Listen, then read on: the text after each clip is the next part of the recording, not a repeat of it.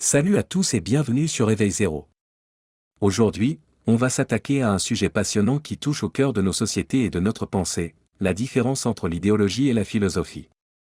On utilise souvent ces mots de manière interchangeable, mais en réalité, ils recouvrent des réalités bien distinctes, et comprendre cette nuance est crucial. À première vue, on pourrait penser que ce sont juste des systèmes d'idées. Et c'est vrai, les deux traitent d'idées. Mais si la philosophie cherche à comprendre le monde, l'idéologie, elle, cherche avant tout à le transformer. Ou du moins, à nous faire agir d'une certaine manière. Alors, comment démêler les chevaux? Allons-y étape par étape. Commençons par la philosophie. Son nom même nous donne un indice, philosophie, c'est l'amour de la sagesse. Le but premier du philosophe, c'est de comprendre. Comprendre l'existence, la connaissance, la moralité, la vérité. C'est une démarche de réflexion profonde, analytique, qui ne cesse de remettre en question ses propres fondements. Un philosophe pose des questions comme « Qu'est-ce que la justice? Comment savoir ce qui est vrai? Quel est le sens de la vie ?»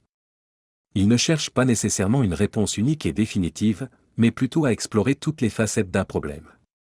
La philosophie est ouverte à la critique, elle est en constante évolution, et vise souvent l'universalité. C'est un travail intellectuel exigeant, parfois solitaire, qui vise à élargir notre horizon de pensée. Maintenant, passons à l'idéologie. Ici, l'objectif change radicalement. L'idéologie n'est pas tant là pour comprendre que pour guider l'action et légitimer un certain ordre social, politique ou économique. Son but est souvent pratique, elle nous dit comment nous devrions vivre, ce que nous devrions croire, et comment nous devrions agir collectivement. Une idéologie répond à des questions comme « Comment organiser la société? Quel est le meilleur système politique? Qui doit détenir le pouvoir ?» Elle fournit un ensemble de croyances, de valeurs et de doctrines, souvent propres à un groupe social ou une époque donnée. Contrairement à la philosophie, l'idéologie tend à être plus résistante à la critique. Elle cherche à être une vision totale du monde, un cadre de pensée solide pour ses adhérents. Elle peut être une force puissante pour le changement social, pour unir les gens autour d'une cause. Mais elle peut aussi, dans ses dérives, devenir dogmatique, couper ses adeptes du réel, ou servir d'instrument de pouvoir pour manipuler les masses. Retenons deux différences cruciales. Le but, la philosophie cherche à comprendre et à questionner. L'idéologie cherche à guider l'action et à justifier un ordre établi ou à venir. Le rapport à la critique, la philosophie est intrinsèquement ouverte à la critique et à la remise en question. L'idéologie, elle, a tendance à être plus fermée, plus dogmatique.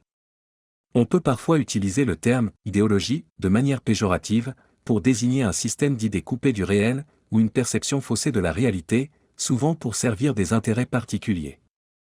Alors, la prochaine fois que vous entendez parler d'une « nouvelle philosophie » ou d'une « idéologie dominante », prenez un instant pour vous poser la question, cette approche cherche-t-elle avant tout à comprendre et à débattre, ou cherche-t-elle à me faire adhérer à une vision du monde pour agir? J'espère que cette vidéo vous a aidé à y voir plus clair. Si c'est le cas, n'oubliez pas de mettre un pouce bleu, de vous abonner et de partager cette vidéo. Dites-moi en commentaire ce que vous en pensez, et quelles sont les idéologies ou philosophies qui vous intriguent le plus. À très vite pour une nouvelle exploration.